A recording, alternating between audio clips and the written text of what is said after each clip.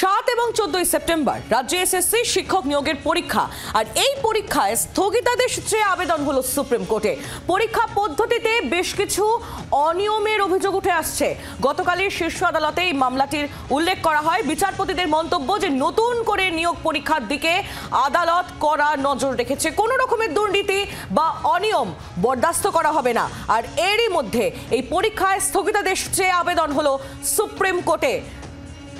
রাজীব চক্রবর্তী আমাদের প্রতিনিধি নয়া দিল্লি থেকে সরাসরি আমাদের সঙ্গে রয়েছেন। রাজীব, এসএসসি শিক্ষক নিয়োগের যে পরীক্ষা রয়েছে 7 এবং 14 সেপ্টেম্বর, সেই পরীক্ষায় স্থগিতাদেশ চেয়ে আবেদন হয়েছে সুপ্রিম কোর্টে। আবেদনকারীরা তারা ঠিক কি মর্মে আবেদন করেছেন? দেখো, 7 এবং 14 সেপ্টেম্বর পরীক্ষা রয়েছে। সেই 26,000 শিক্ষক শিক্ষিকার যাদের চাকরি চলে গিয়েছে সুপ্রিম কোর্টের নির্দেশে, নতুন করে পরীক্ষা নেওয়া, সেটাও সুপ্রিম কোর্টের নির্দেশেই স্কুল সার্ভিস কমিশন তারা প্রক্রিয়া শুরু করেছে।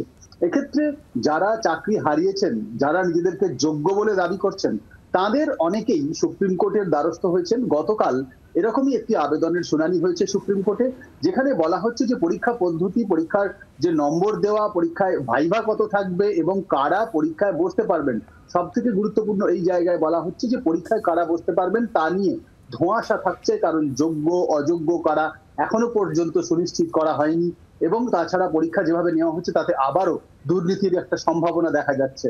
এই জায়গায় সুপ্রিম কোর্টের বিচারপতি সঞ্জয় কুমার এবং বিচারপতি সতীশ চন্দ্র মিশ্রার বেঞ্চ গতকাল জানিয়ে দিয়েছে যে সুপ্রিম কোর্ট নির্দেশ দিলেও, চাকরি চলে গেলেও পুরো বিষয়টির দিকে কিন্তু নজর রয়েছে। এবং শুধু তাই নয়, যারা অযোগ্য বলে চিহ্নিত হয়েছে তাদের কোনোভাবেই কিন্তু সুবিধা পাইয়ে দেওয়া যাবে না।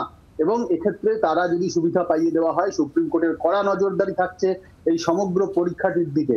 এবং এক্ষেত্রে তোমাকে জানিয়ে রাখি যে গতকালই একটি স্থগিতাদেশ চাওয়া হয়েছিল, অর্থাৎ পরীক্ষা যে ব্যবস্থা 7 এবং 14 সেপ্টেম্বর হওয়ার কথা রয়েছে তাতে যাতে স্থগিতাদেশ দেওয়া হয় আপাতত, সেটাতে কিন্তু সুপ্রিম কোর্ট সায় দেয়নি, অর্থাৎ স্থগিতাদেশ দিতে রাজি হয়নি। আবারও আজকে একই ধরনের একটি আবেদন, এক্ষেত্রে আরো বেশ কিছু বিষয় থাকছে, সেটি শুনানি যখন শুরু হবে তখন বোঝা যাবে।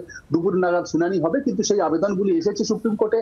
আজকে আবারও বিচারপতি সঞ্জীব কুমার এবং বিচারপতি সতীশ চন্দ্র মিশ্রার বেঞ্চ এই পুরো মামলাটি শুনবেন এবং তাদের আবেদন কি রয়েছে সেটি শুনবেন।